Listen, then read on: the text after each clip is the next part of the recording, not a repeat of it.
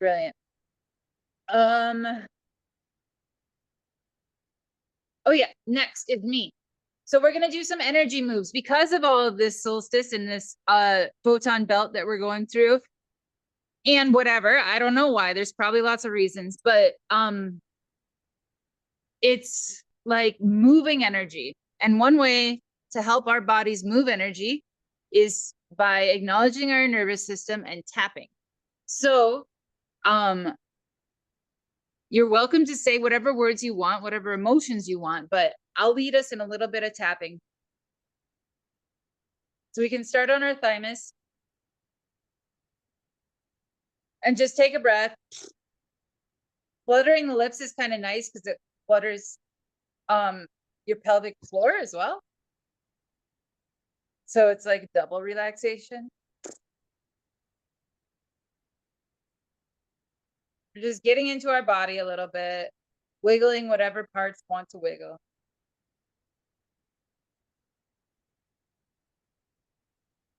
And then a cool move is to close your eyes and look at your chin. And what this does is it stretches your optic nerve, which activates your pineal gland.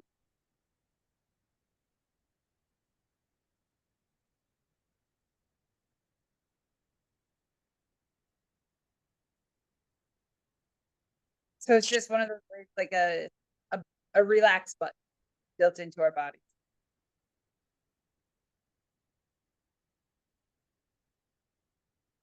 And what tapping on the thymus does, tapping is like a super calming sensation. And the thymus is a really cool spot because there's so many systems that crisscross over the thymus. We've got our skeletal, our respiratory, our digestive, and endocrine, circulatory. So like it's really, again, one of those buttons that just like a relax button for our body. Mm-hmm. And instead of actually like calling out an emotion, what I want us to do is to think about some place in our body that has tension while we're tapping and then breathing. And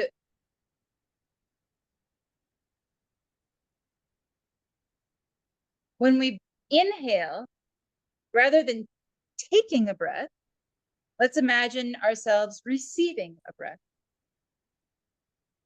as a gift. And then when we exhale, exhale it out through that tension part of our body. Receiving the breath and exhaling it out through the tension part of your body.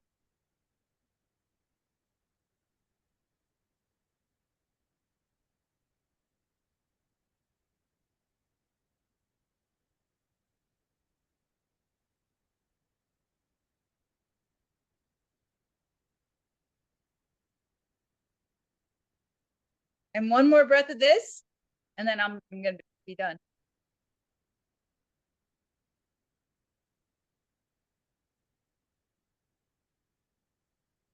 Fabulous. Thank you so much. Bravo. And Jania, I muted you a second ago, but take it away.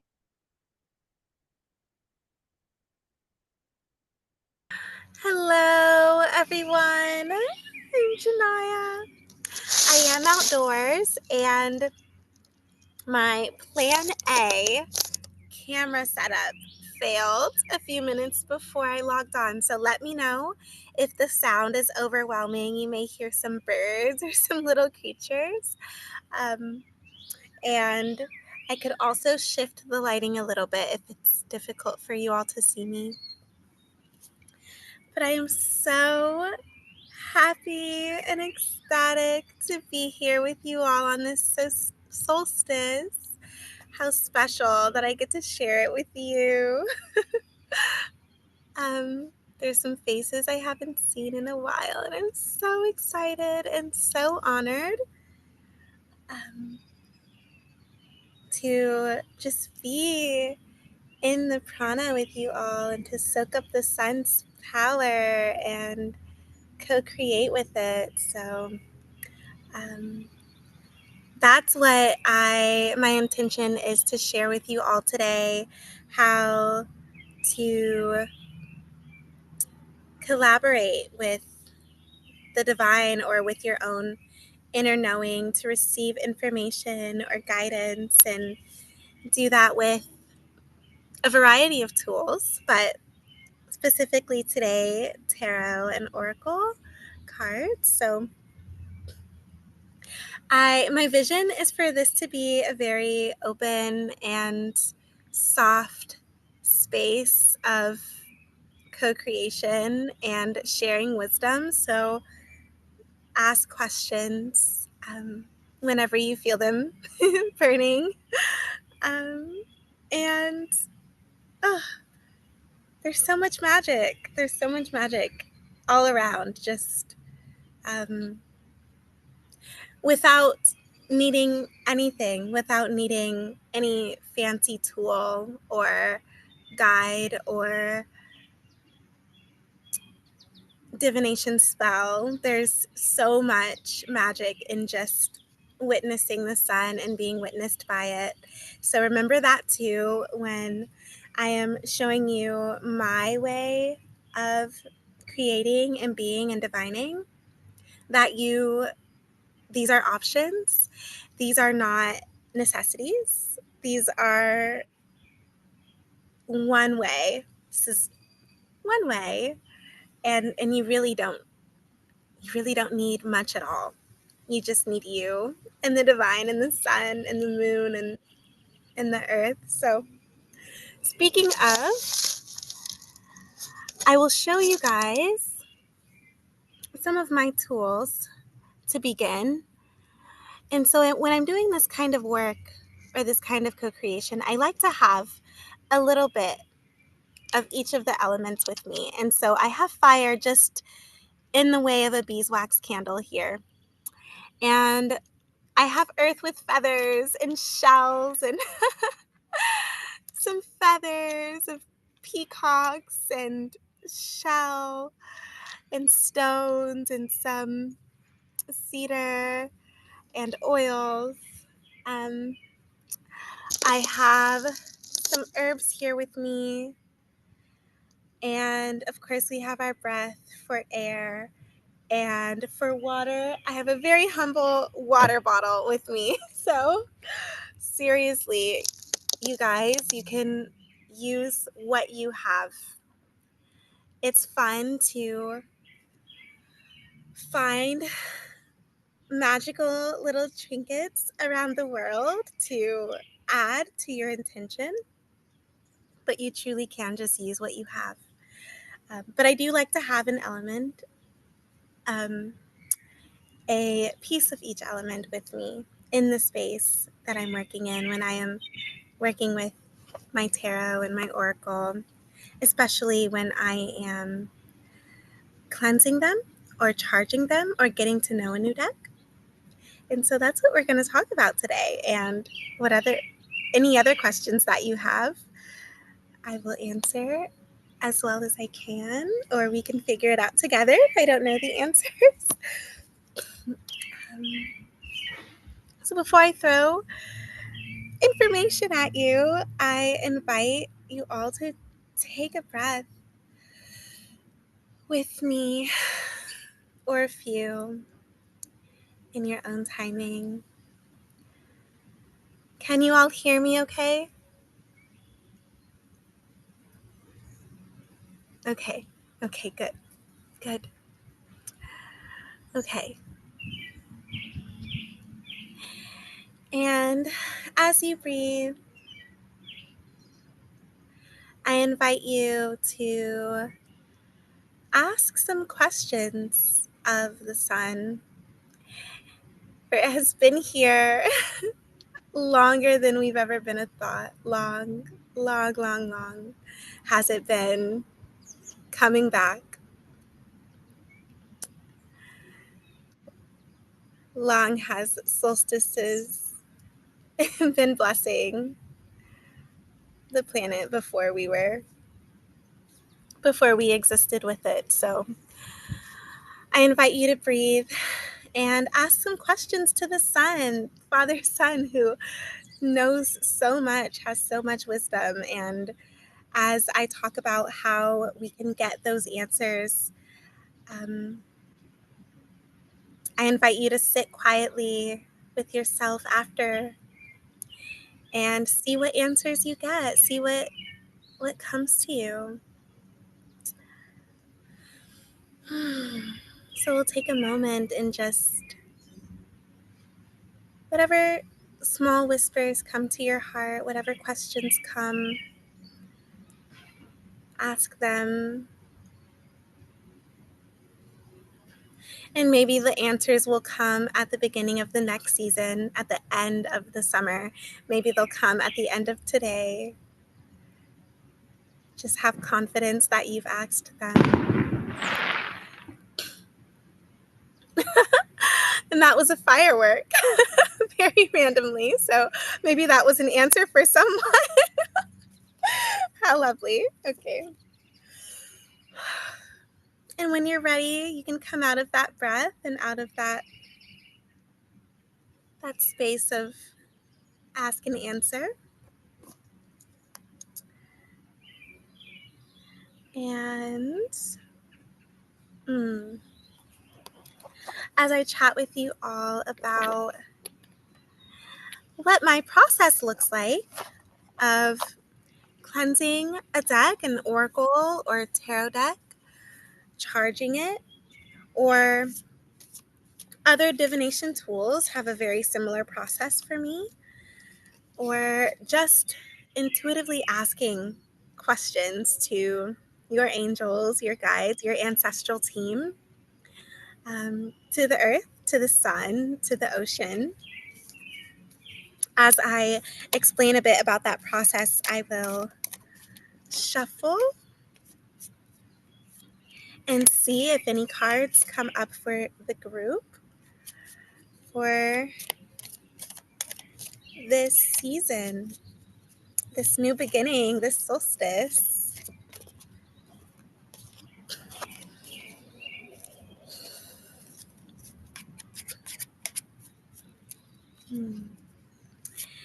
And was not expecting fireworks today, you guys, so it's so funny. And they're starting pretty early. It's still daylight where I am. So I'll pull a card for the group. We'll talk about blessing and softening your decks, getting to know your deck when you get one, when you receive one, when you're gifted one. We will talk more about why certain cards or symbols will come to you and when they'll come to you and what they could mean. And we'll do that in a very generalized way. There are 72 cards of the tarot specifically, and they can be pretty in depth. So we won't go over every card today, but we'll talk about why symbols pop out in the first place. Oracle is a little different. People can get very creative with oracle decks and make them however long or short that they like to. So that could be 5 cards, that could be 50 cards.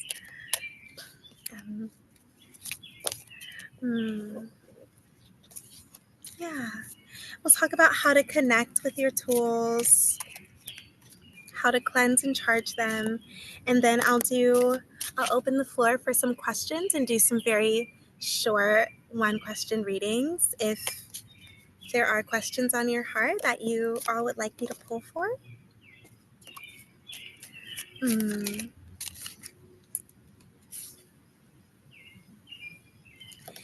as I'm shuffling, I hear some things coming through and I feel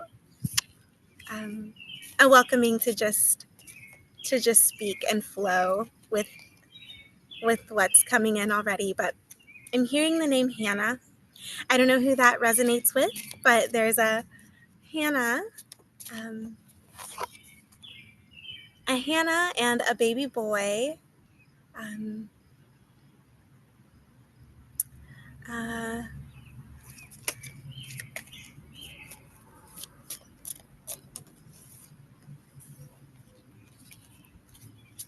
Hannah. Maybe California, maybe a Hannah that is journeying to California or lives in California. If someone has a Hannah close to them, she may be thinking about making a big move.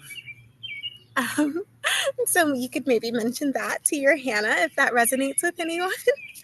And then disconnected from Hannah and the baby boy. The baby boy could be a son or a nephew, someone connected to her. And then separately, there's a small scruffy dog with gray hair.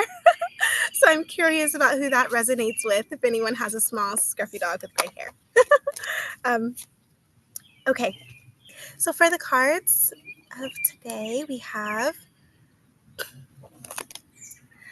I will show you guys, let's see, and let me know again if I'm hard to hear or if the cards are hard to see. But 3 cards have shown up for us so far, and first was, in this deck, this is called the Herb Crafters Tarot.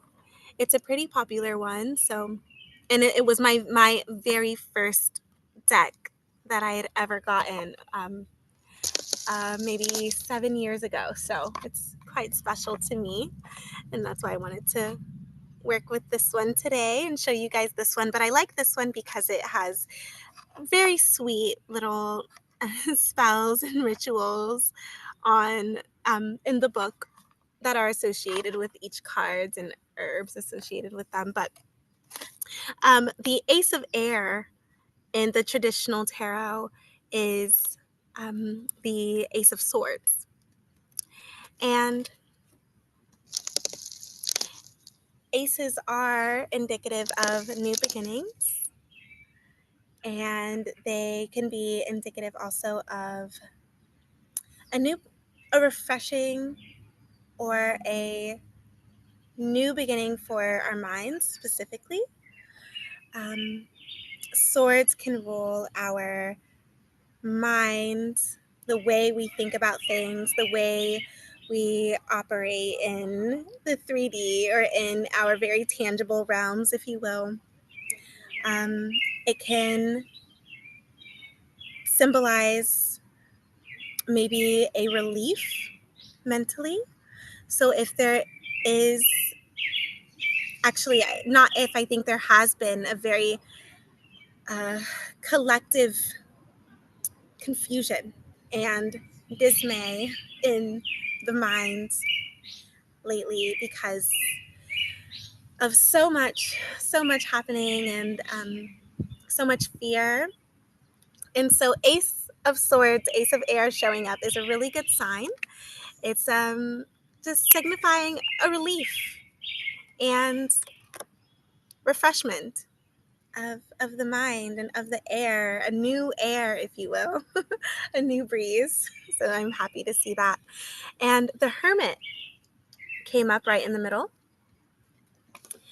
And the Hermit is interesting to come up on the solstice because that is about being inward and really taking up your own space and hermiting with yourself or with a select few very close people, and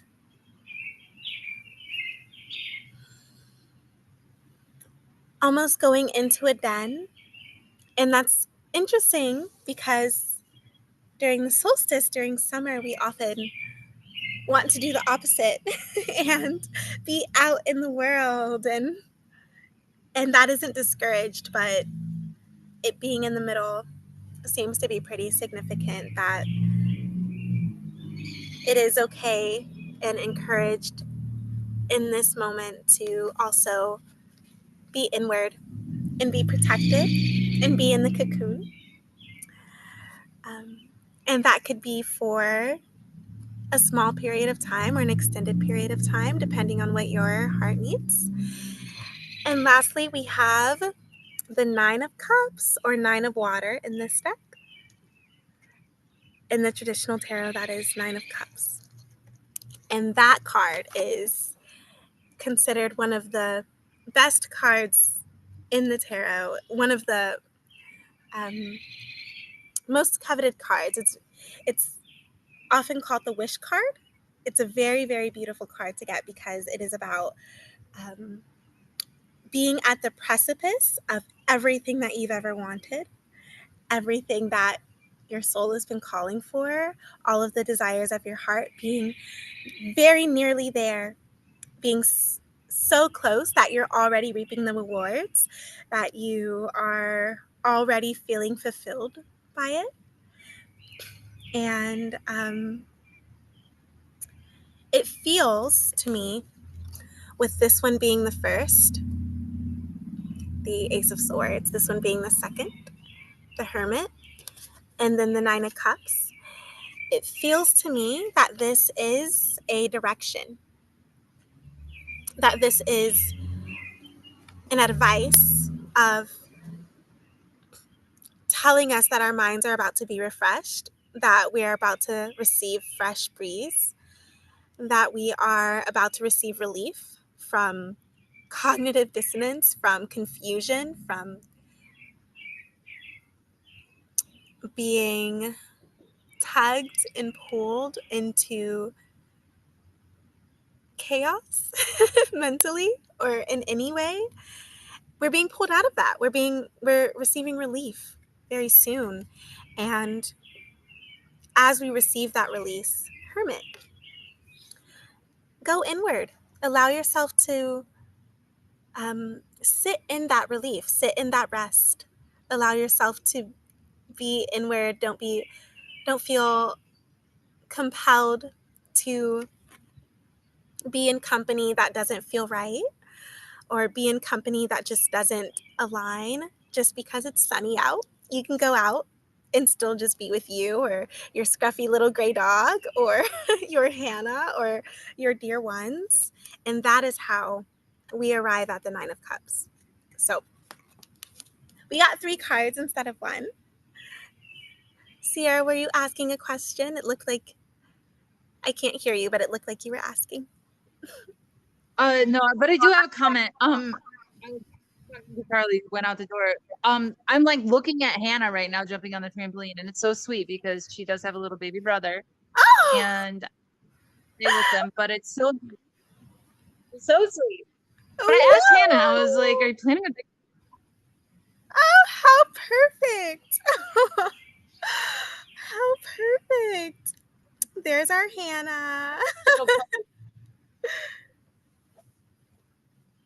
But yeah, there's a lot going around, a lot going on around me, so that's what my mouth is talking about. Oh, I'm so happy. But yeah, this to feels hear so that. great. Yay. Okay. Oh, wow. How perfect and divine that was. It's always nice to receive them. How it resonates, the clarification, the affirmation of that, of what comes through. And I'm going to leave these out. And if any questions come up again about this poll, I can answer those. Maybe shuffle one more card if there's any questions about that. Are there any general questions before I start talking about how we introduce a new deck or a new divination tool, how to cleanse and charge them?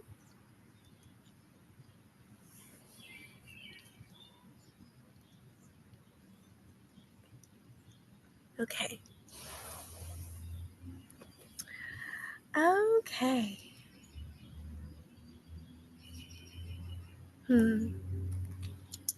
Okay, so I'll show you guys here my deck, and that's minus these 3. But what I like to do, this one actually has just been cleansed and charged, but I'm going to do it again. And I will say that this is not something that you need to do, or actually it can be discouraged to do this with your tools very often. This is something that you do.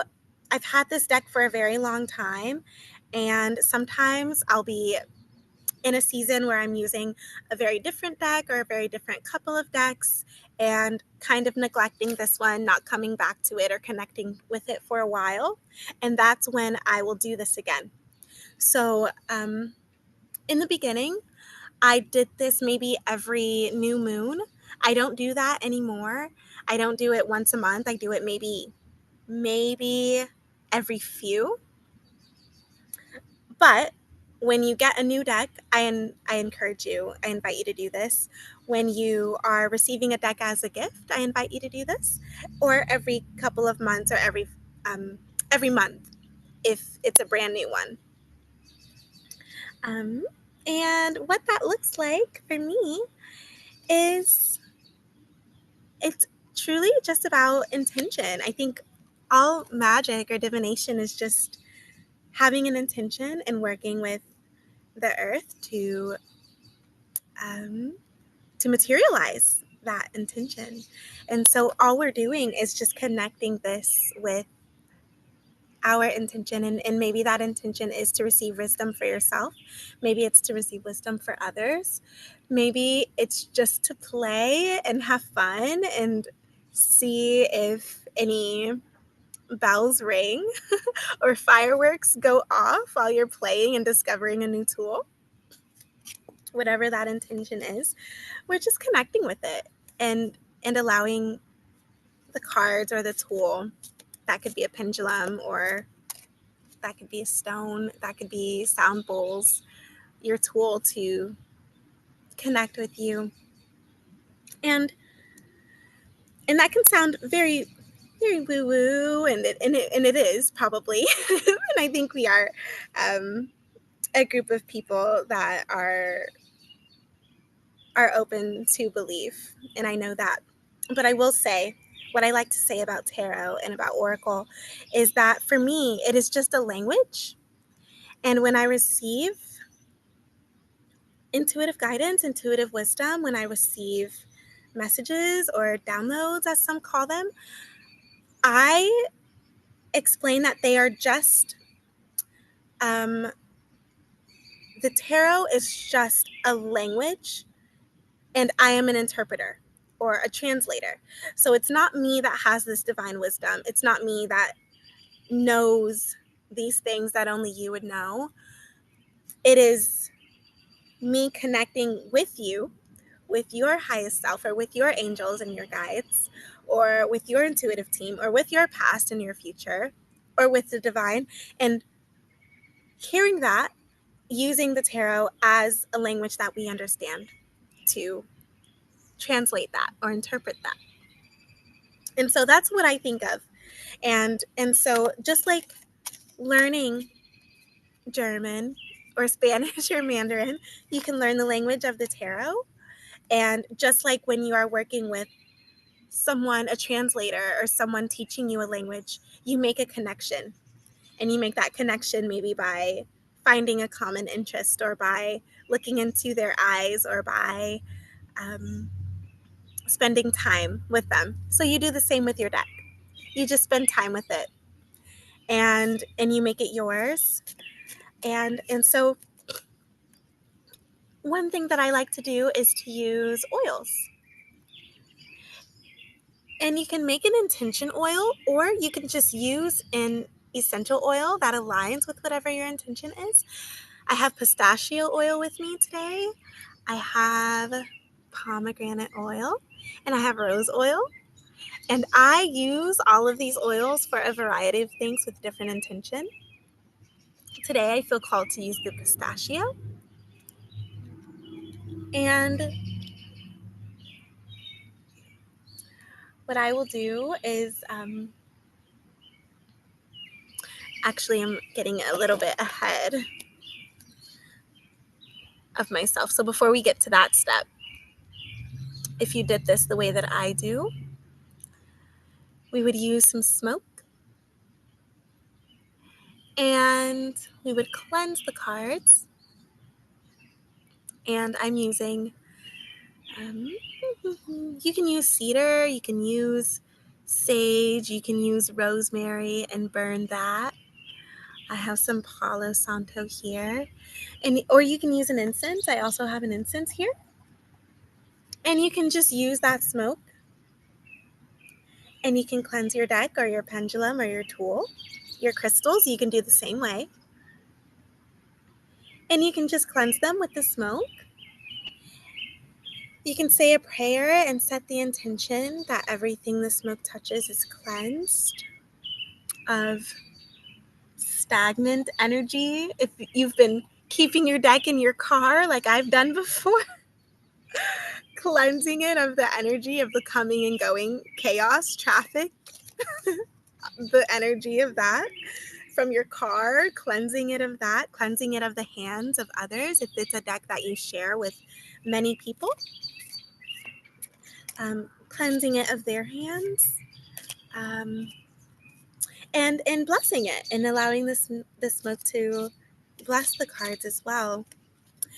Alternatively, you could use salt. And when I just recently cleansed this deck, I used ocean water and I just splashed a few drops onto the deck directly and cleansed it that way.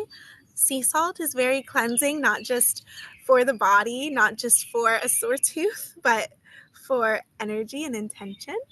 The whole ocean has been cleansing the earth for years and years and years with its salt. So it can also do that with our divination tools. So you can just sprinkle some salt on your deck, or you can splash some salt water onto it. If you are lucky enough to live near the ocean, you could do what I did. And after you cleanse with smoke or with salt, what I like to do is charge it. And you can charge it under the sun or under the moon. I like to use the moon because full moons and new moons for me, as someone that really loves and adores astrology and just paying attention, looking up at the stars, at the cosmos, I like to flow with however the planets are flowing, and charge them with that. And when I do that, I use a stone.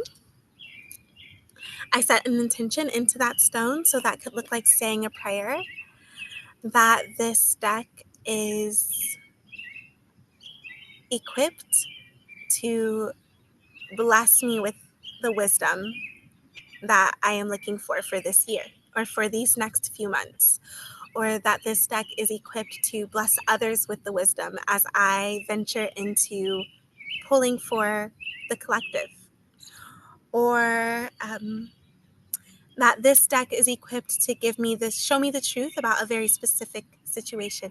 You can set that intention into that stone and set the stone right on top of your deck.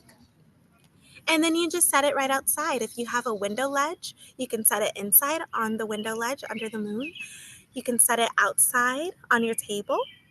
If you have a patio, you can. If you live in an apartment, again, you could just set it right under the window. And that's how you could use the moon. It doesn't have to be a full or a new moon. It could be a waning or waxing. It could be at any time. Those are just when I like to do it. And then you could also just use the sun and just set it out. And I like to give it time. I like to set it out overnight or for a few hours. And so those are how we cleanse and we charge our cards. And then I move on to blessing them and getting to know them. And that's when the oil comes in. So I jumped way ahead. But we get our oil, and it can be any oil that you want. And different oils have been used for years and years with different intentions already. So you can discover what those are and see how those align with your tool or with your intention. I'm using pistachio oils today because I just feel drawn to it, but also pistachio has been used for to signify wealth, and that can be wealth of many kinds. So that could be wealth of knowledge, that could be wealth of affluence or financial. That could be wealth of friendship. That could be wealth of solitude, of peace, of opportunity. It's also been used to signify fertility. The fruit is very fat. It's a very fatty and rich fruit. And it grows in very lush, rich places in very lush, rich soil. So it could also be used for fertility, which is perfect for this new beginning that we're embarking on. And I just rub that oil right onto my hands. And I will say this takes some time. I'll show you guys what I'm doing here. This takes some time, which is another reason that I don't do this all the time. Certainly not every time I use my deck. But I just rub the oil that's on my hand right onto the card. And then I go to the next one, and I do this for every card. And if this is your first time using tarot, or if you're new to tarot or oracle, this is also an opportunity for you to get to know your deck. So you can look at your cards and see what they look like and what they say. Get familiar with the suits. And while you're blessing, you can say a little prayer. You can say a thank you, a very quick thank you. Or you can take more time and say a longer prayer of gratitude or set an intention. Whatever you feel called to do. And sometimes I'll place them into my left hand and bless with the right. Sometimes I'll do the opposite and bless with the left. And sometimes I'll do them just without thinking and use both hands. And I'm just anointing them with the oil and sending thanks in my fingertips. Alternatively, when you place the oil on your hands, you could do a sort of mudra like this, not touching the fingertips, but just feeling the energy between them and saying your prayer into your hands. And that could be your alternative to saying the prayer into the cards. So doing that with your hands instead, and then blessing with the oil. And this is something that you'll see done in many religions, where they will bless the body with oils, or they will bless the hands with oils. And the oils of a plant essentially contains the essence of it, and oils are very luxurious because it takes so much of the plant to cultivate oil. And so it really is something to have a lot of gratitude for, and to remember to give thanks for, to remember your abundance when you can have access to oils in these ways. So you'll just do every single one, and I won't do that today because I've done them already, but that's what it would look like. I would do all of them until I'm complete. And then when you go through them all, what I like to do is hold it to my heart. And I introduce myself just like you would with a new teacher, with a new Spanish teacher, with a translator. You introduce yourself. And you can do that out loud, or you can do that internally.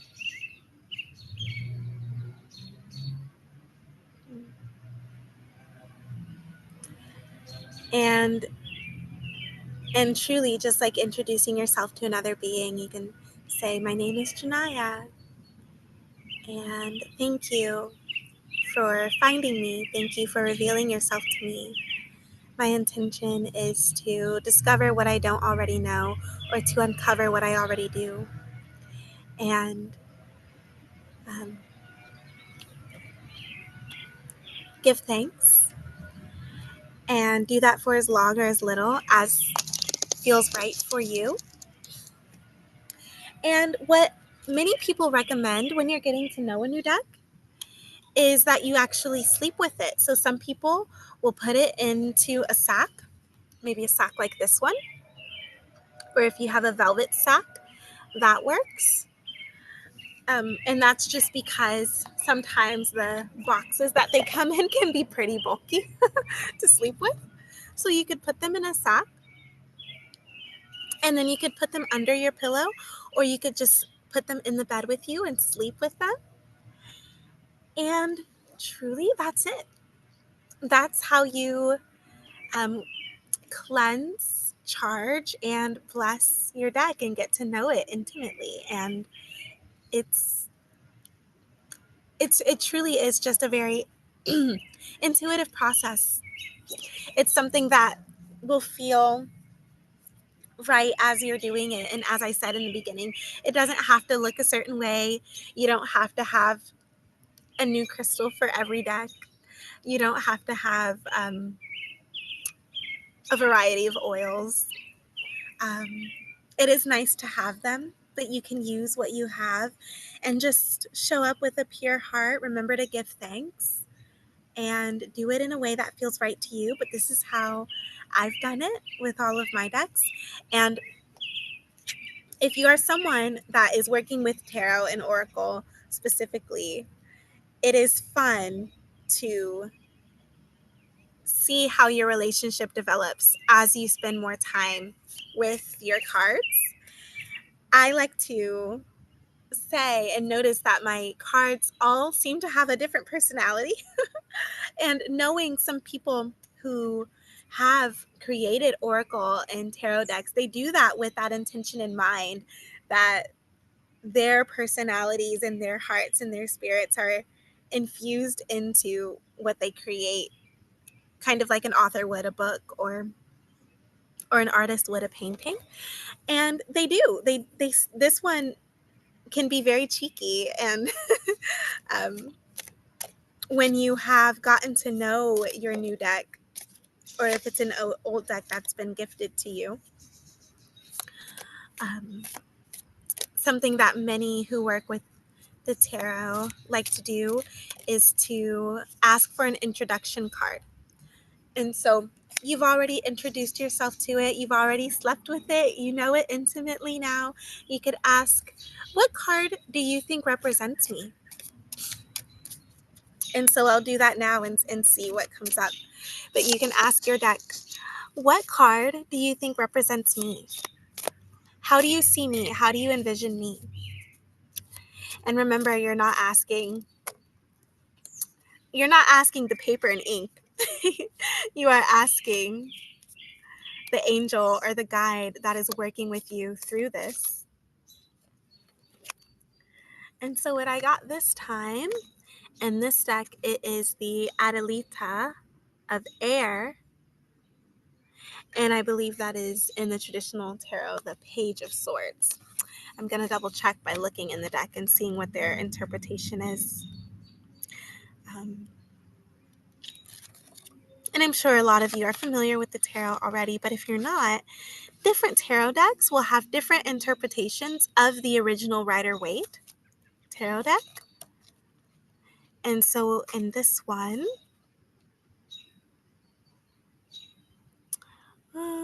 Adelita is, let's see.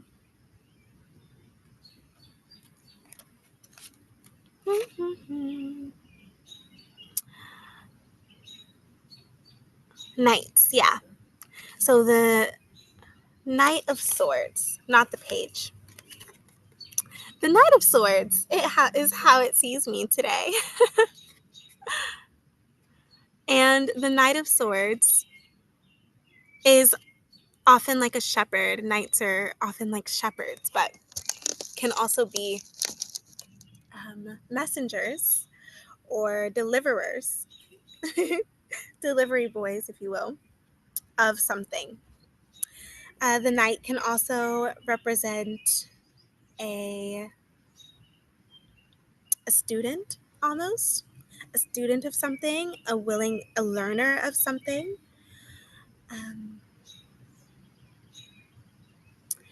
And air coming up again, like the ace of air, is interesting. And it makes sense because what I'm doing today is teaching or sharing my wisdom about a new idea, which is what the Knight of Swords would do. So interesting. But that's one way that you can develop a relationship with it, by asking very simple questions like, how do you see me? What is my symbol? And seeing what comes up. And sometimes it could be something funny like the world, and the world card coming up as a symbol of you, or to symbolize you, would be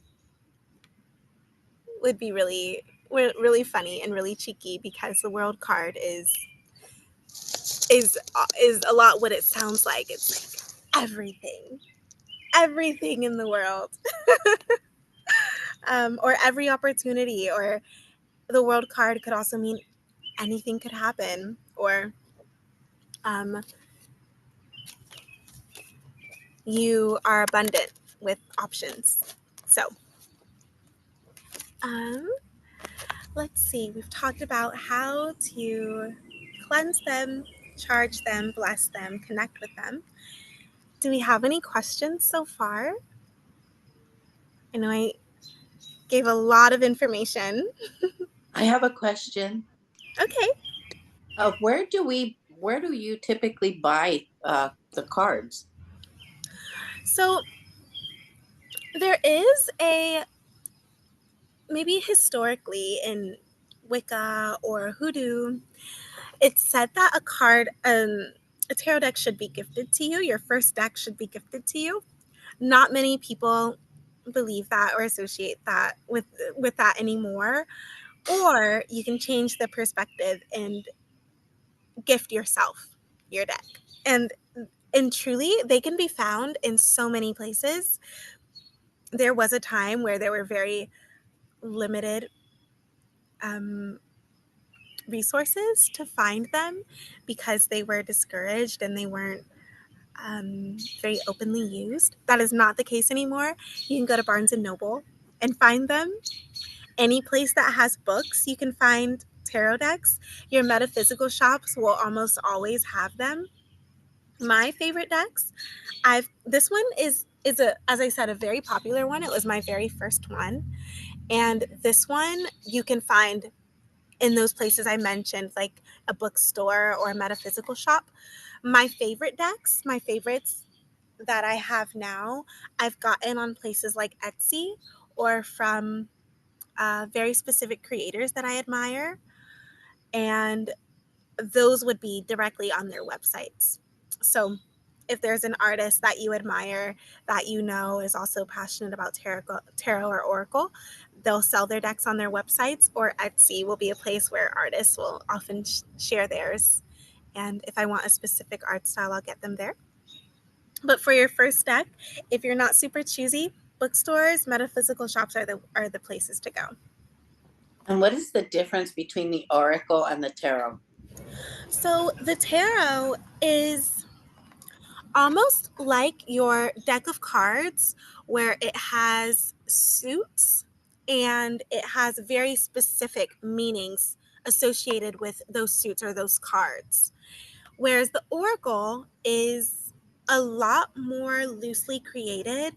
It can have any image that the artist wants to make. It can be there's oracle of birds, there's oracle of angels, there's flower oracle decks, there's so many. There's rainbow oracle decks, there are fairy oracle decks, bugs, an oracle deck's full of bugs, and the bugs mean different things. So the artist can be much more creative and can be a lot more unstructured with how they structure a deck. Whereas the tarot will almost always have the same 72 cards. There are, I believe, 50 of the minor arcana, and then 22 of the major. Let me double check that. So there's the major and minor arcana. Yep, 22 of the major and then 50 of the minor. And they all mean very specific things, and they'll mean the same thing in each tarot deck. And so when you're learning tarot, you're going to want to learn all of those specific cards. So the strength card, for example, is of the major arcana, whereas the, let's see, in this deck it's the Mihav Earth, but that would be the page of Pentacles. And so that's the minor arcana. And so cards like that, you hear them and you're like, what does that mean? What is the page of Pentacles? And you'll learn what those suits are and what they mean. Whereas an oracle deck might just have words like no, or yes, or tomorrow, or star child, or flamingo. and those words will be attributed to the guidebook that the artist creates and tell you what flamingo means or what star child means. Whereas the tarot, for example, if you lost this book, because this is a tarot deck, if you lost this book and then you found another tarot deck book or you found a resource online, that'll be able to tell you what these cards mean. Because those 72 cards mean the same things in most decks, just different interpretations. Yeah. Do you have any other questions? Thank you for answering those. That's it for now. Yeah. Does anyone else have something that comes to mind? Any questions?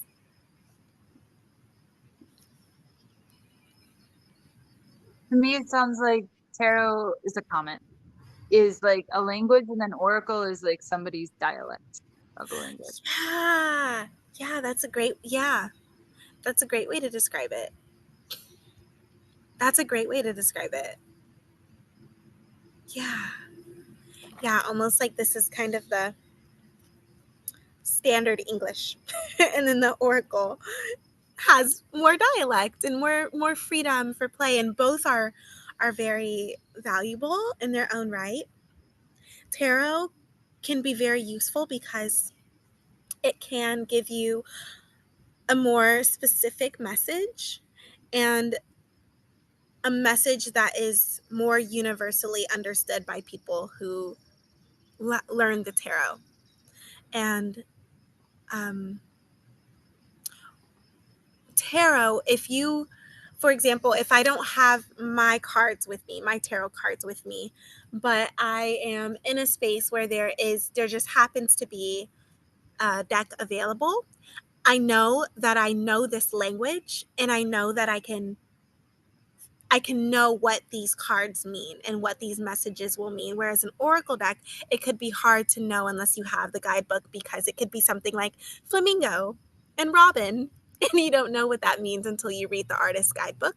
Whereas the tarot, if you get the moon, which is what I just got, if I get the moon in this Herb Crafter's tarot deck, and then I get the moon in a tarot deck that I've never seen before, I know it means the same thing in every tarot deck. So yeah, that's a great way to describe it.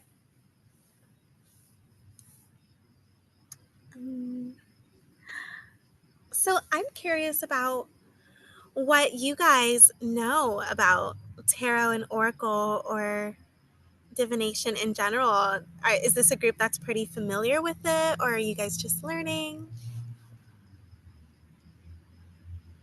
Do we have any preconceived notions about it or ideas about it already?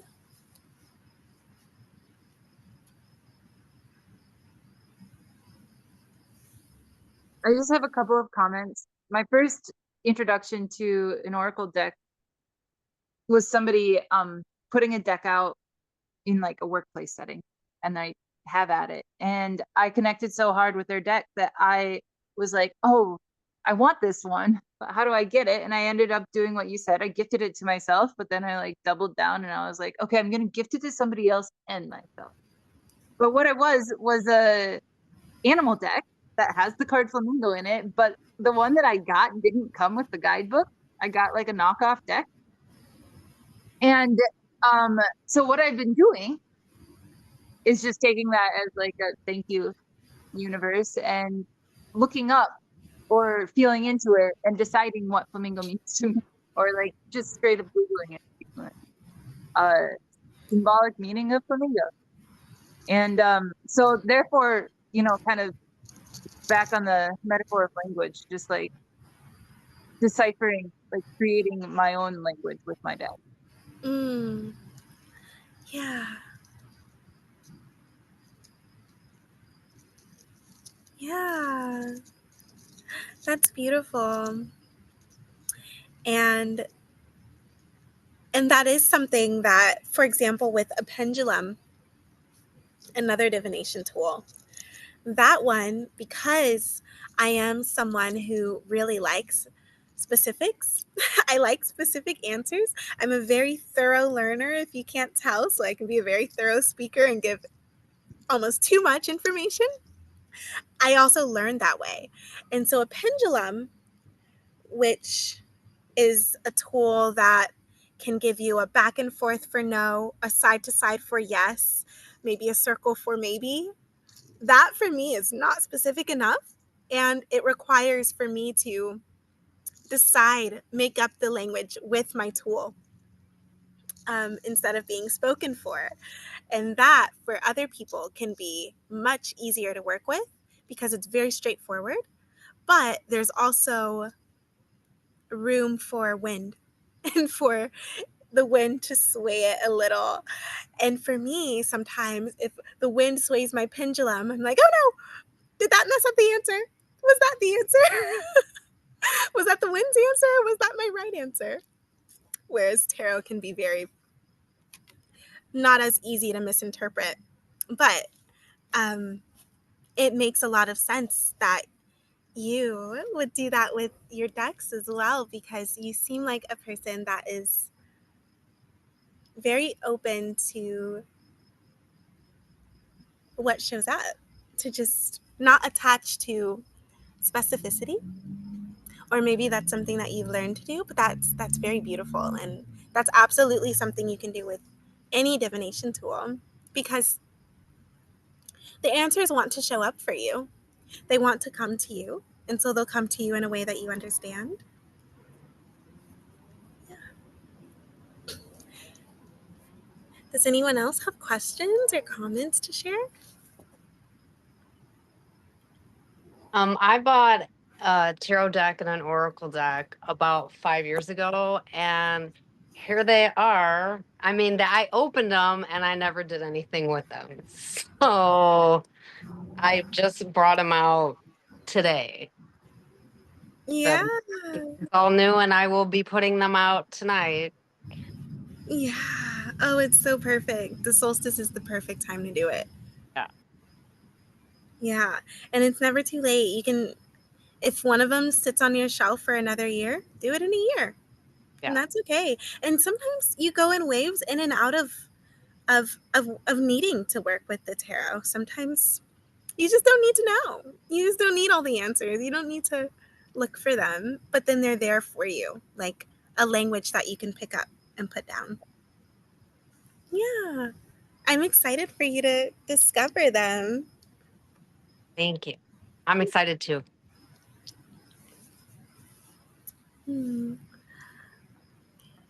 Let's see. So I feel like I have an insane amount of divination tools. I'm not really sure what happened. I have an uncountable number of oracle decks and tarot decks, and then I also have like 5 pendulums, and I have like 4 other divination tools too. They're just like my favorite to learn about and use. Yeah. Do you have a specific process or a few quick tips that you would share with how you connect with your tools?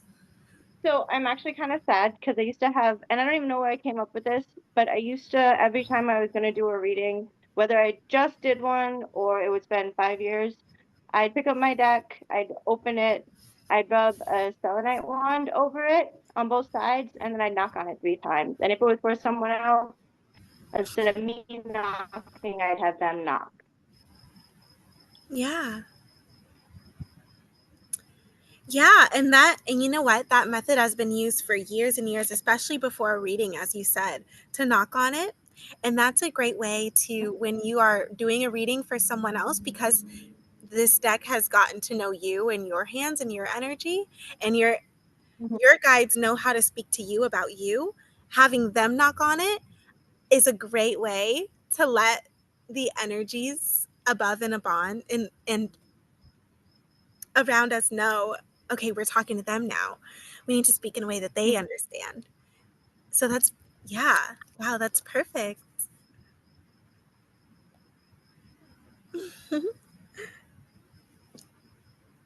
Hmm. Well, I do have a question actually. Hi. hi. Thank you so much. This is so great. I really appreciate all this information. I have been working with a tarot deck for a little while, but I haven't done, like, I've cleared it and stuff, but I haven't done any of that before. So I'm excited to do that. And I just purchased my first Oracle deck, so I'm excited to use all of those techniques on it as well. I often like to pull a card for like myself and for my family. And would you say like that, like what I've been doing is like we'll shuffle the deck and then we'll internally ask a question and then I'll lay out the cards and then they choose one. Would you say that's the best approach, or should they knock on the deck first? Or curious what your thoughts are on that. So many people do it differently. Many people will do, um, just as Erica shared, the knocking and then have them pull, or have someone else knock and then you pull from your own deck and reveal that card for them. So many people do it differently. Some people don't do the knocking at all. Sometimes I will, but other times I will just pull just as if you were sitting in front of me in person. Sometimes I'll just do all of the shuffling and see what comes out. And sometimes when I'm shuffling, which has been the case with all of the cards tonight, a card will just pop out without me even having to choose. Other times, I'll just intuitively stop shuffling and I'll pull a card. And you could do the same with your family. Intuitively just stop shuffling when you feel that it's right and have them choose the top or the bottom. And that can be a really good way to start, because it gives you, it limits your options. And I find that just like learning a language from a good teacher, the language will give you grace and it'll work with you slowly. And if you set the intention that the first or last card will often be the answer that I need, you just shuffle until you intuitively feel that you need to stop. A card just came for you, by the way. We can go over that together if you'd like. And until you intuitively feel that you need to stop, and then you pull from the top or the bottom. Some people do it that way, or have them pull. Or exactly what you're doing is right. You can shuffle and then make a spread like this, and then have them pull if you like. Okay. Or Yeah, 'cause I feel like they use their intuition to what cards being pulled, towards them. Yeah. especially in a group setting. That's what I do almost always if I'm doing a group pull. Just have them pull for themselves. That's a great way to do it. And then when Awesome. you start learning more, you can start learning how to do spreads. And so a spread is just a set of cards drawn for a specific intention, like past, present, future. And there are many kinds of spreads that you can do. Yeah. Well, thank And you. of course. And Nine of Earth has just come up for you, by the way. And we talked about nines earlier with the Nine of Cups, or 9 of water coming up, and that being the wish card and being on the precipice of everything that you've ever wanted. The 9 is the case in all of the suits, but this is 9 of Pentacles specifically.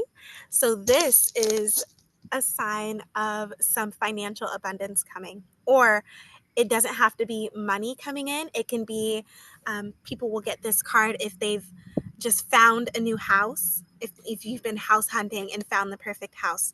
The Earth or Pentacles signifies stability, tangible things, finances, things that ground us like family or money or our place to live, our cars. And 9 of Pentacles can signify a new house or selling a house if you're in the housing market and you're a realtor, if you're selling a house or selling your own house, or if you are manifesting a high position or a promotion or a bonus. This is a card that says that's coming. Wow. If it hasn't already, it's on its way. Well, I love that. Thank you so much for sharing.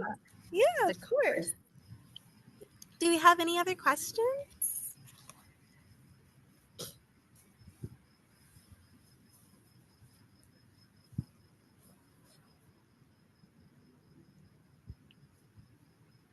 Okay. If there's no other questions or comments, for the last, I can take maybe another 10 minutes here, more if we really need it, and do a couple of just one card pull readings.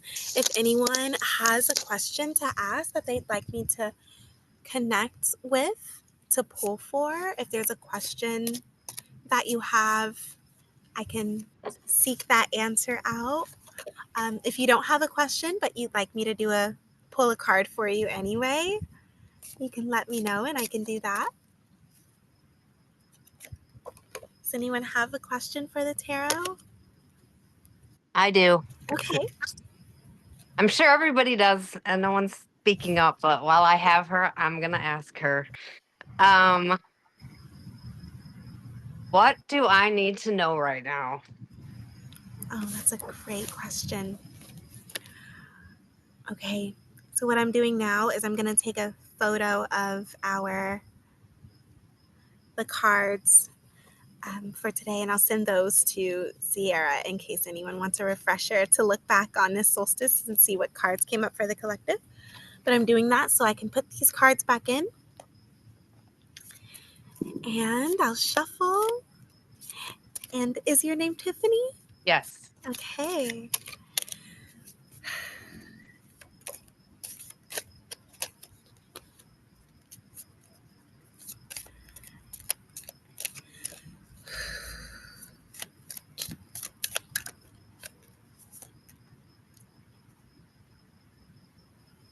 Tiffany, do you know a John? Do you have a John close to you? Yeah, my next door neighbor. Okay. Well, that's his middle name's John, and my neighbor across the street, his name is John. Okay, let's see. John.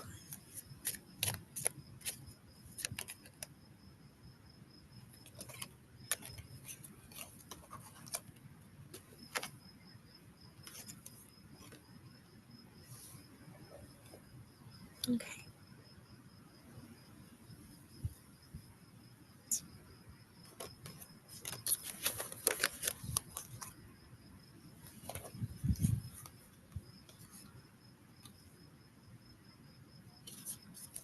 Okay.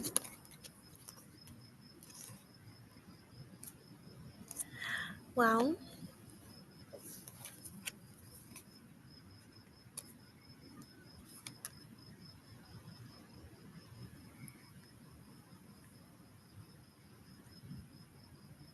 okay. So a few cards popped out, but the one that I feel most drawn to talk about with, and then we'll talk more about John and see what that was about. But the one that I feel most drawn to talk to you about is the Madre of Earth, which is the Queen of Pentacles. Okay. And so that's another Pentacles card coming up. And the Queen of Pentacles is it signifies a woman or a feminine. It doesn't have to be a woman. It can just be a feminine energy, a feminine being. Very much being in her power, grounded in her power, grounded in her stability, financially, in her home. And she is so secure in it that she has abundance to share, that she has wisdom to share, that she has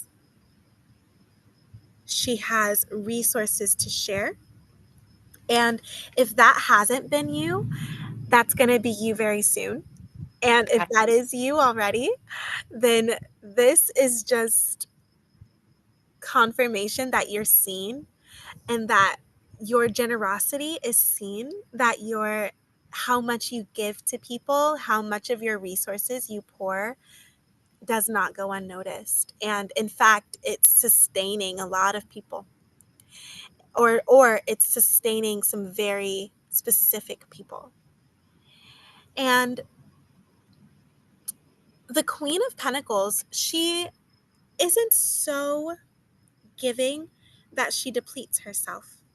And that's something to remember, that she can give so much because she has so much. Mm-hmm. And she is a queen. And so she is respected for what she has as well. And so remembering to pour into yourself as well, and to only allow yourself to pour into those who do respect what you have and respect your generosity, because Okay. it is abundant, but it's also a resource. So if that's not been you yet, that's going to be you very soon. And I'm excited because it sounds like there's a lot of money coming to this group, a lot of financial security coming. And that's exciting because it's been rough for a lot of people. Does that resonate? Yes. Okay. And instead of John, could it be a Juan? Maybe. Okay. Yeah, definitely could be. Because that's my ex. That makes a lot of sense. And you know what? Sometimes it'll happen like that, where when you guys are getting message. So my gifts are things like clairvoyance, clairaudience. I'll hear a name, I'll see things sometimes. But sometimes just when it'll, the way I'll describe it is like when you have a song in your head. Mm-hmm. A song in your head and you can hear it, but you can't hear it audibly. Sometimes it'll come like that. And when you hear a song in your head, it might be the right words or it might not be the right words, but you're close enough. And Mm-hmm. sometimes it'll be like that, where it'll be a John, but it'll actually be a Juan. Mm-hmm. Or it'll be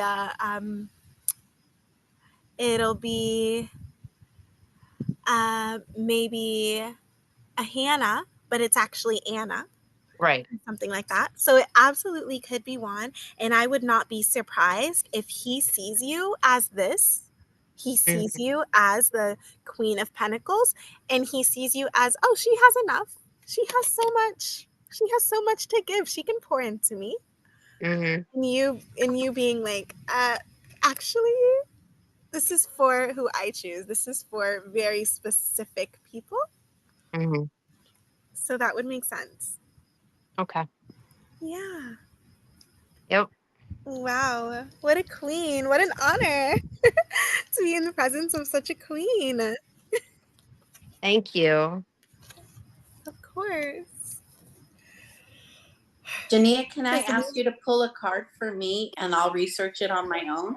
Yeah, of We're out of course. time. Of course, of course. And we have time. We actually have another 30 minutes. So if you'd like me to interpret it for you, I could do Nope, that. that's great. That's fine. Oh, yeah. Do you have a specific question? Actually, I do. My specific question is, do I have anything blocking my ability to develop my skills? Okay.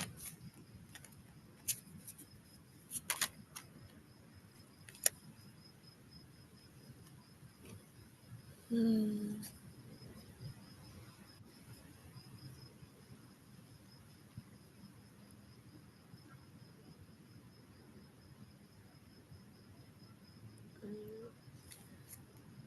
Okay.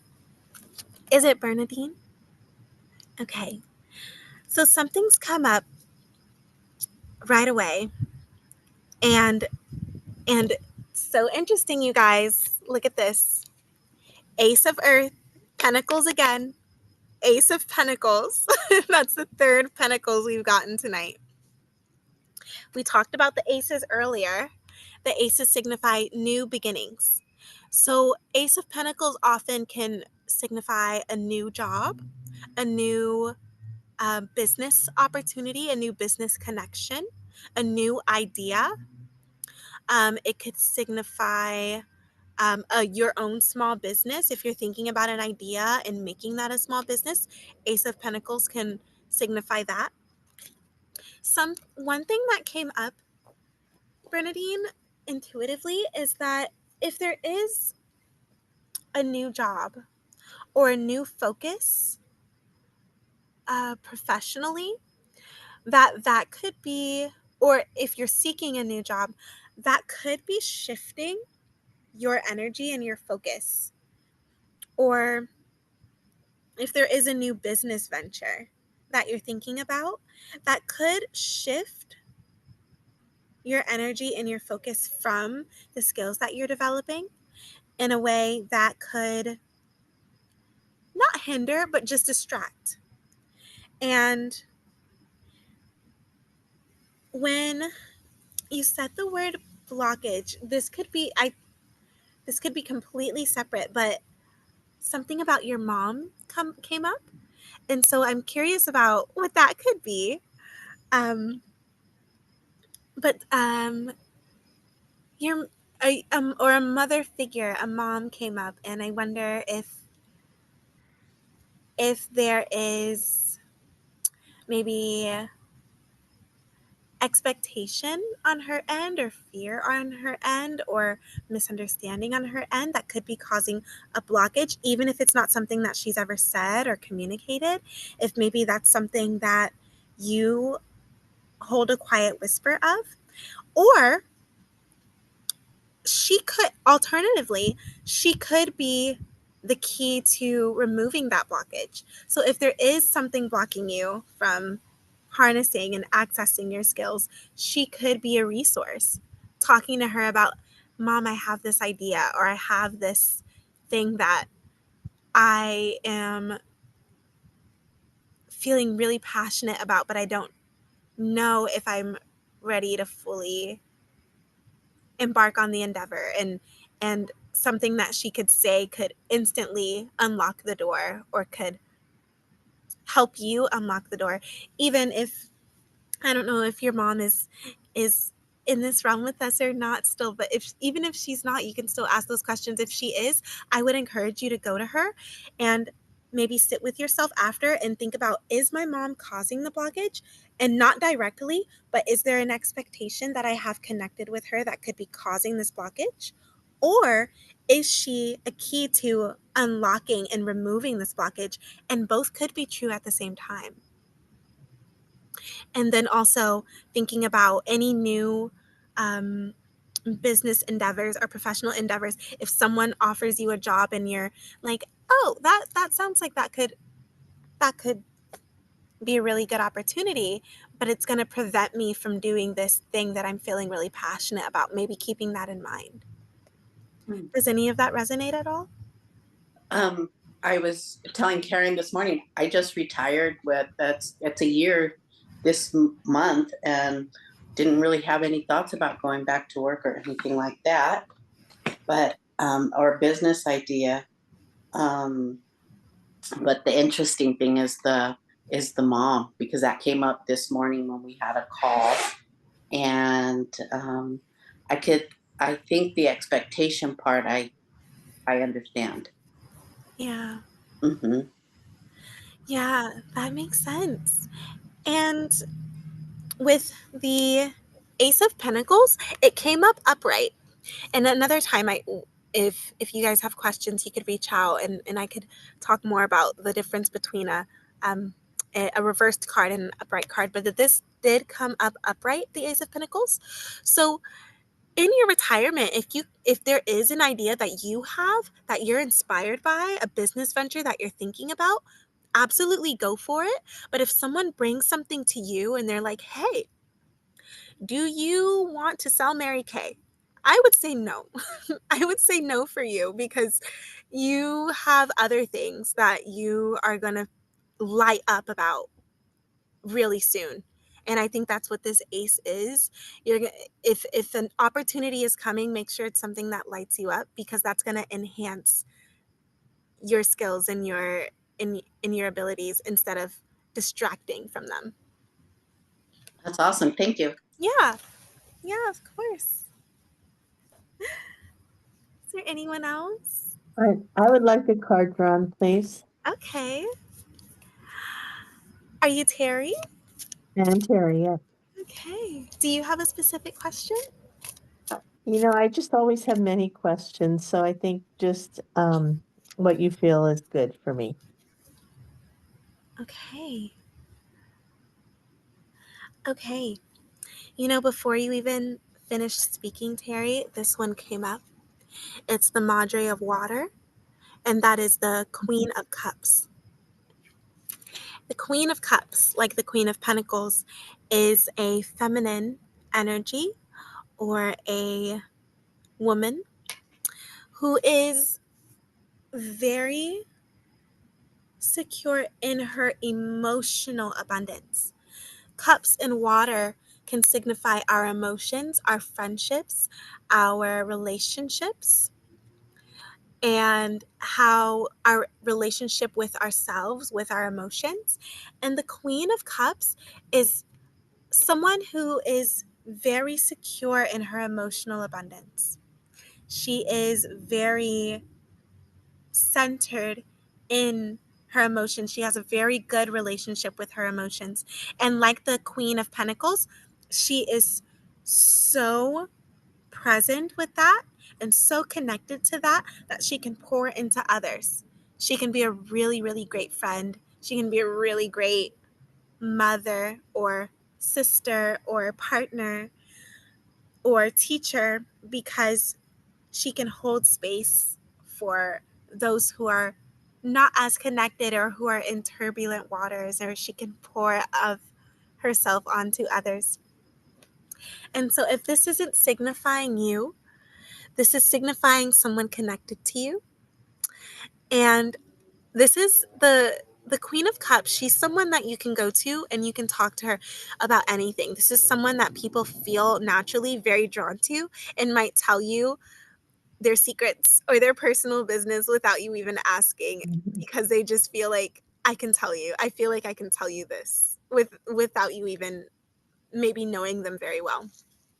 And she's very intuitive.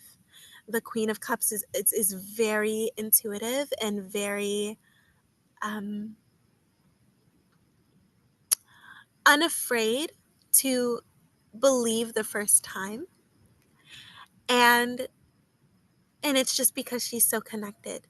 And so if this is you, this is just you being recognized for that power, because it really is a power. And your sensitivity. If you're a sensitive being, don't ignore that. Don't shun that. Don't hide it. Continue to keep your heart open. It is a blessing to you and to others. It's a part of your richness. And I do have a feeling that this is also signifying someone else in your life, maybe a friend, maybe a best friend. And if you have an idea of who this is, I would encourage you to connect with her. And if it's been a while, reach out to her. If you know someone else who's like this in your life, like another Queen of Cups in your life, reach out to her. Maybe take her to lunch or have a movie night and you guys connect. I feel like that's going to really feed your soul for this summer season. And I think it's going to cause a big shift in an area of your life that you've been needing a shift. Okay. Does that resonate? Thank you. Yeah, it does. Okay. It does. Thank you so much. Of course. Thank you so much. Also, do you know is there a Marie in your life? Do you know a Marie? Marie. My sister's middle name is Marie. Okay. Okay. No. Huh. Okay. No. Okay. Could be your sister. That could be your sister. I don't know if the other woman I was thinking of was your sister, but if you don't think of one immediately, if one didn't come to mind, that could be her. And so that could be who you go and connect with. Okay. Yeah. Okay. Okay. Yeah, maybe so. Sometime. Yeah. Thank you so much. Of course. Does anyone else have a question or a desire for a message? I do. Okay. I don't have, well, actually, there's been a couple of things like weighing heavy on me lately, so I'm kind of just want to leave it open. Okay.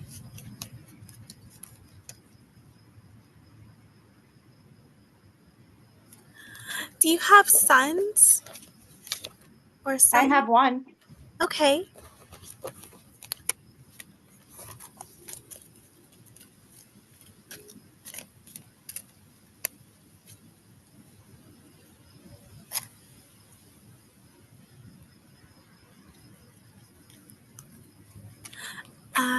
Okay. So actually, before I pull, I'm getting this message, and I don't know if it'll resonate, but I'm getting a message about your son and about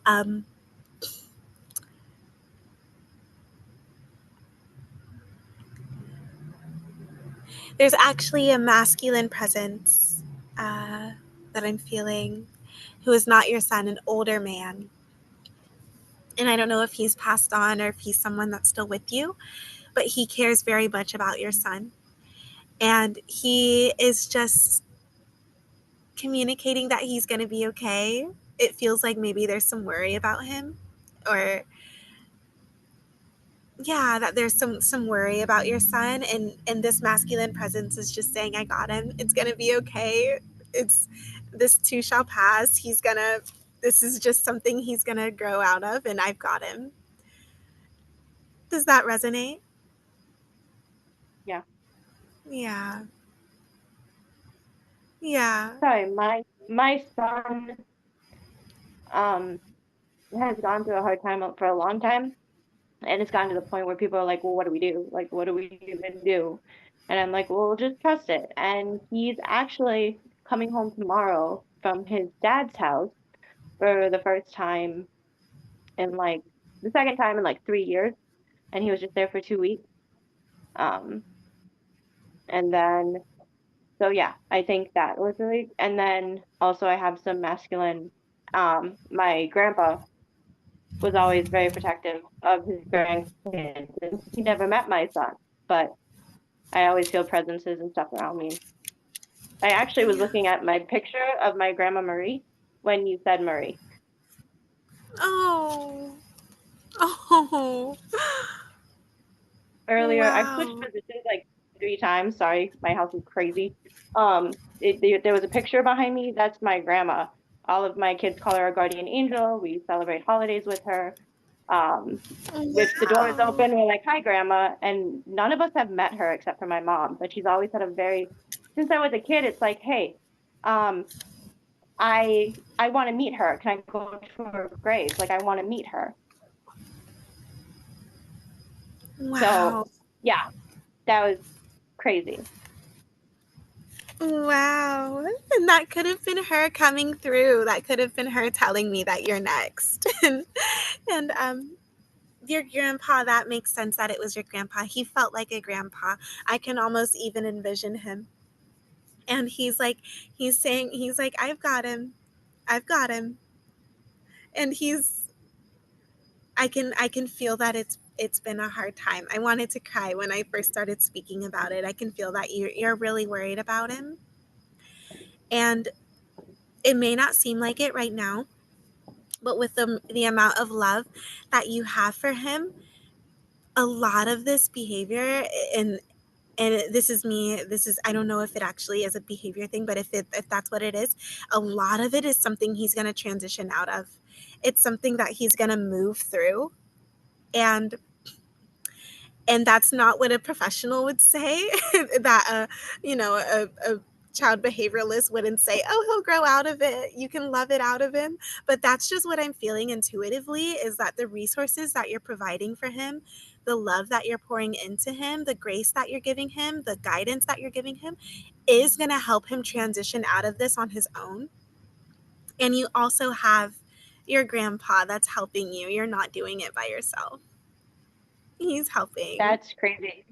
That's crazy, because people are always like, oh, you got to be stricter, you got to make more rules, more punishments, get professional help. I'm like, he needs love. He is the middle child. I'm like, I just know, I can feel it. Like, he doesn't, even when he's angry, I'm like, you're sad. Like, you seem sad. So like when he's in his middle of his outburst, I'll like grab him and hug him and just tell him it's gonna be okay. And I've said, I'm like, this is not gonna be him. He's gonna grow out of this, because this isn't him. He's empathetic, he's kind, he's loving, but that hasn't been showing lately. But I'm like, no, it's love. Yeah, it is. And you want to know the card that I got? I got the sun. I got the sun card. That's And great. so that's not only signifying your sun. There's actually two cards that came out, and I'll show you that. That's not only signifying your sun, but the sun card is a very beautiful card to receive from the tarot. It's exactly what it sounds like. It's about lightness, and it's about newness. It's about a new day. It's about opportunity. It's about energy, feeling energetic, feeling ready for opportunity, for life, for sunshine. And we are on the solstice as well. And also father son, which is like our grandpa. The sun is like everyone's grandpa. And so that's a great card. And I will say, this one was upright to you and reversed to me. And it's reversed to me probably because there's been so much worry. But it's upright to you, which means it's going to get better. And his sunshine is going to come back. Your little bundle of sunshine, he's going to come back, and he's still there. And he's going to find his way and shine through, and that's going to outshine this period. And he's going to be a teenager and be like, oh my God, Mom, I was so mean to you. Oh my God. Or maybe he'll be 20 He years turns a old and he'll be, teenager oh in my God, I was September. so mean. What'd you say? He turns 13 in September. Oh, He becomes a teenager in September. yeah. Yeah. So that's all just really good Yeah. news. And, and emotional maturity doesn't happen that fast, especially with boys, but he's going to find his way there. And the other card I got was the Magician. And I thought it was really beautiful. Not all of the cards look like this, but they both look like suns, and they both just look like sunshine. And I think that's just signifying that the sun is coming and that things are going to get so much better and feel so much more light, even if it's not this summer. I feel like it is, because we've got a lot of sunshine here. But if it's not this summer, it's going to happen. It's going to get better. He's going to get better.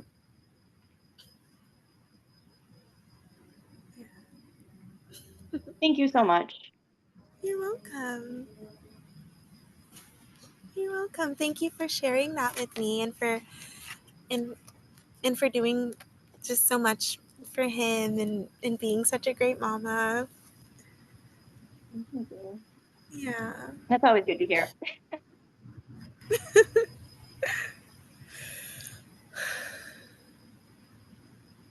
Is there anyone else? Yeah, if there's time, I have a question. Or Okay. yeah, I found out earlier this week that I lost a friend of mine, and so it's been a heavy week for myself and a lot of my friends and family. And so I'm wondering if there could be like maybe a message from her, or I don't know, anything that I could pass along.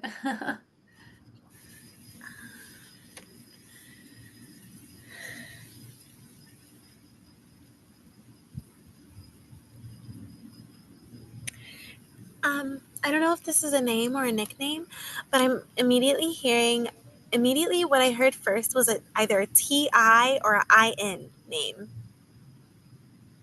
A T-I or a I-N. It doesn't have to be Tina, but maybe Trina or Try or Ina or Gina or Inetta or I-N something or T-I something. If that's not her name, that's someone connected to her. Okay. I'm feeling like there's something about her car or something with her car. Something in her car, maybe.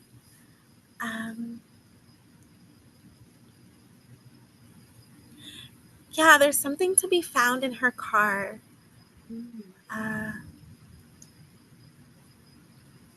I'm wondering if she's the person that has her whole life in her car, like me, has a bunch of stuff in her car. If so, there's beautiful things to be found there. There's messages to be found there. There's, yeah. Yeah, I would encourage the people closest to her to look in her car and they'll find things that will really lift their spirits and feel like a message from her.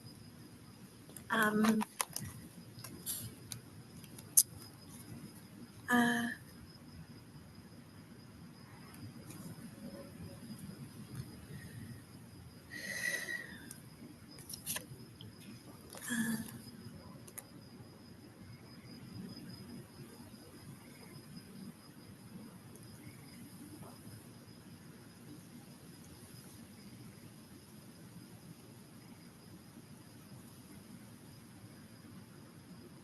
hmm.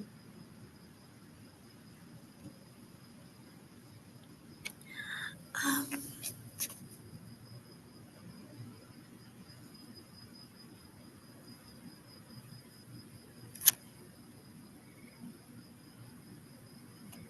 I'm not hearing anything from her directly yet. And that's not uncommon, especially when it's a very recent transition. Um, and I don't pretend to know why that is. I don't know where they go. But I have in my experience, often with a new transition, they don't speak yet. But what she is showing me is her smile. I feel like she's a person that had a really, really nice smile. And I'm seeing that, and I can feel what it feels like to see her smile. And she's showing me her car. So that's interesting. That is interesting. I mean, she always, had like a really nice vehicle. That was something that like her family owns like a dealership. So she always had like new vehicles. That could Interesting. be related to that, yeah. Huh. Yeah, I feel like there's something in the car. Maybe it's in the windshield, or maybe it's in the glove box, or there's something in the car that's really special. Okay. And then I pulled this card, Adelita of Water. And so that is the Knight of Cups. But more than the meaning of the tarot, I'm drawn to the imagery. And that just, it brought me a lot of joy. And although I didn't know her, it reminds me, it looks like, I'd imagine it's a place that she'd want to be right now. Somewhere with water, somewhere pouring tea, somewhere warm. It almost looks desert-like almost. And it looks like, I was just really drawn to the imagery because it looks like her saying like, look, I'm pouring tea. I'm good. I'm with the water. I feel fine. Don't worry about me. Do you want some tea? I will bring you some tea. I will send some tea down for you. It feels like she's like saying like, I'm good. I'm fine. I'm having tea. I'm by the water. I'm serene. I'm tranquil. Yeah, What that felt that's like really to nice to me. hear. Yeah. Was she a tea drinker? Do you know that? Well, no, not so much. She unfortunately she passed away due to alcoholism. So that was, she was taken too soon. Oh my goodness. Yeah. Okay, that makes this card very different. That imagery is Yeah. really different now. Yeah. Interesting. Huh. Yeah, Mm. she was very much loved, and we all really tried to help, and it just taken too soon. Wow. Wow, that makes the imagery very different, doesn't it? To see Mhm. the pouring of of what Yeah. I thought was tea. And maybe it's not tea, maybe, but also she knew that you would know. She knew Yeah. that if I didn't know, if I thought this silly girl thinks it's tea, it's not tea, she knew you would know. And so that's interesting that this is the card that came up. This woman pouring. And again, I didn't hear from her directly, but I'm hoping I'm speaking into my spirit that she's being poured into in a different way. Yeah. And her cup is filled in a different way now. And I do believe that. Yeah, that's And really sweet. I'm so sorry that you lost her and that you lost her in that way. Yeah, thank you. I'm curious about what comes of the car, if there's a Me too. note or a Yeah. gift or a something. Yeah, I've been in contact with her mom, and so I'll definitely pass along the message, and Yeah. Or maybe a journal, something. Mhm. Yeah, Yeah, it'd be something interesting to that'll, hear. yeah, it feels like something that'll bring some peace, something that'll bring some joy. Mhm.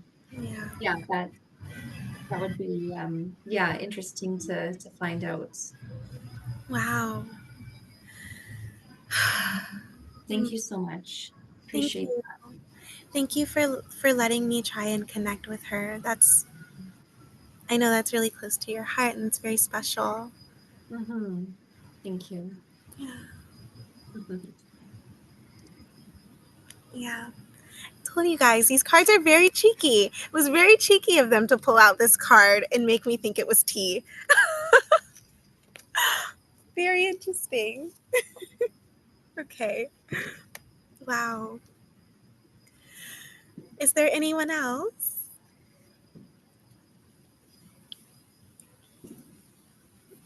If not, then I'll just open the floor for any more last minute questions or comments. And then we can end.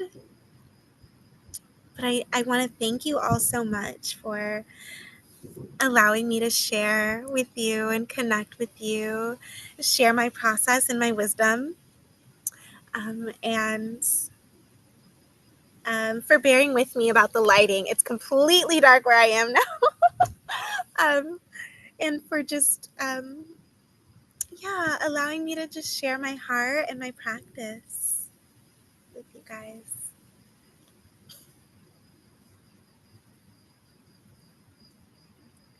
Are there any last minute questions about anything?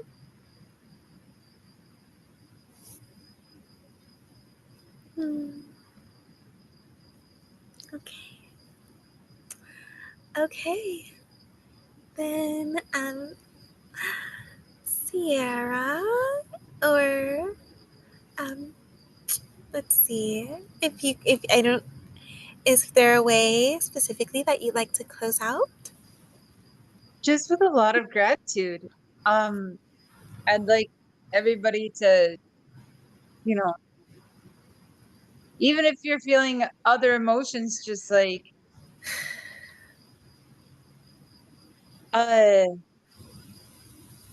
there's like one, I don't know, just, like focus on that gratitude for a second. And the strategy, I guess, behind that is that the information will sink in, when surrounded by gratitude. But, really, also, I'm super grateful toward you, Jania. So much expertise. And I learned a whole lot. And I feel so like energized to hang out with my cards in this loving way. And I'm so like grateful for the readings that you gave, and you're sharing your intuitive gifts. It really like emboldens me and just makes me feel a lot of love. So thank you so much. And yeah, anybody else can unmute and say, you know, any bit of words or thank yous or whatever, but otherwise, you know, we're out. Good job. Thank you. Thank you, Jania. Thanks, Jania. Happy Thank solstice, you. everybody. That was Thank amazing. you. Thanks. Thank you for everyone's time. Happy solstice. And remember, we're about to, that 9 of Cups, guys, remember that. We're about to receive a lot. We have a lot of beautiful things coming. So this is a new beginning. Embrace that and believe it. Happy solstice. Happy solstice. Thanks. Bye, everybody. Bye. Love you all.